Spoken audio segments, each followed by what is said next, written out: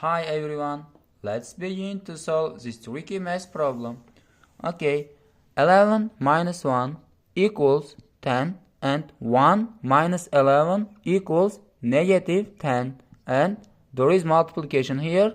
10 multiplied by negative 10 equals negative 100. But this is not correct answer because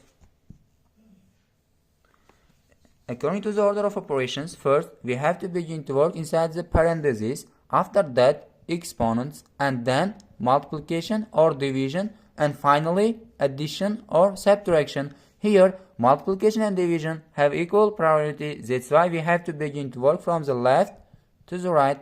And according to this rule, first we have to work inside the parentheses, and 1 minus 11 equals negative 10. And we have to copy the rest part of the problem.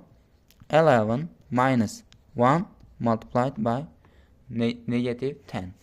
And here, according to this rule, first we have to work multiplication.